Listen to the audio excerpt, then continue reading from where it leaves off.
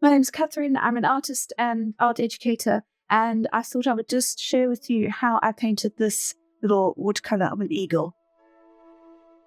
So I've drawn a light sketch, and here I'm starting with a light washy watercolor background.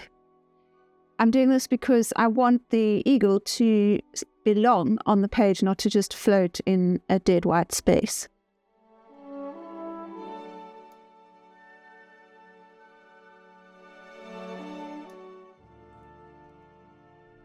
Here I'm using a straw and I'm just blowing the wet watercolor out. Creates a nice effect. Here I'm dropping in a little bit of darker color and letting it flow in the wet water that's already on the paper.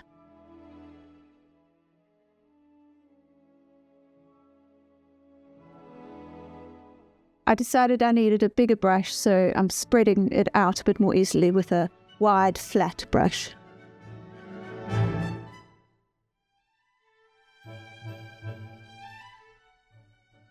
I'm just dropping in a bit more color and blowing it out a little bit more.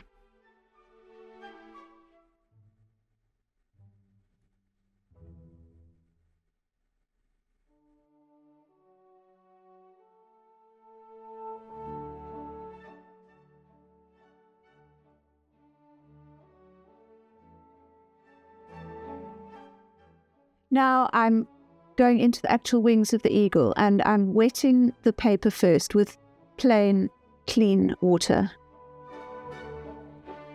It's really important to get the paper exactly the right level of wetness. So I think of it in 3 stages. The paper can be dry, or it can be damp, or it can be moist. And I know that it's moist when I've wet it with a nice sheen, so it's got a sheen of water over the top, but it's starting to soak into the paper. It's not sitting in a puddle on top, but it's also not yet drying out. Now I'm ready to work on the tail feathers, and I'm starting just with a light wash of lemon yellow and just putting it in quick, light movements. I want to make sure some of the white of the paper is still showing through. I'm adding a bit of the yellow to the beak and to the wing that is in the distance. Now I'm ready to start on the wings, and I'm just coming in with some dark Payne's grey with a bit of blue mixed in, and I'm trying to keep my movements quick and light. I'm switching to a flat brush because I want big, fast movements so that I don't overwork the wings of the bird. And I'm letting the paint move along with the water that's already on the paper.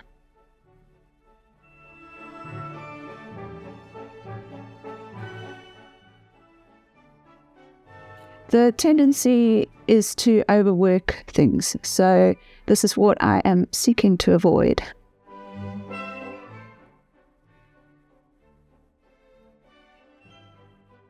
I'm coming in with a bit more dark paint because I want to achieve a full range of tonal value. It's quite hard to get your darks to be really dark, and sometimes you have to do this in layers. I'm working into the tail feathers a little bit. I'm using quite a transparent, light brownish color and working now on the dry paper. And I'm taking care to let the white of the paper still show through in places. And I'm coming back into the head and the beak and the tail feathers and just adding a few more light tones and details.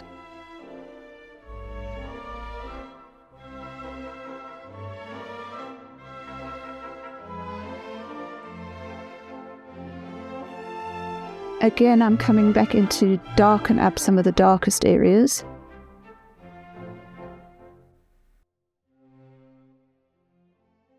The dark of the eagle had started bleeding into the background, which I didn't want, so I'm just picking up with tissue and then working into it again.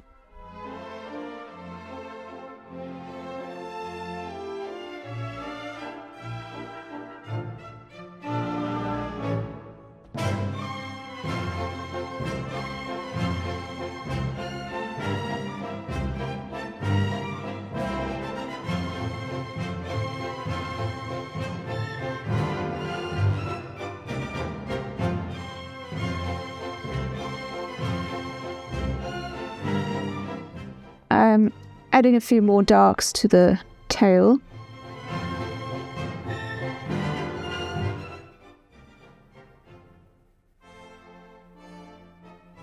And to the head. And just bringing some dark color into that wing.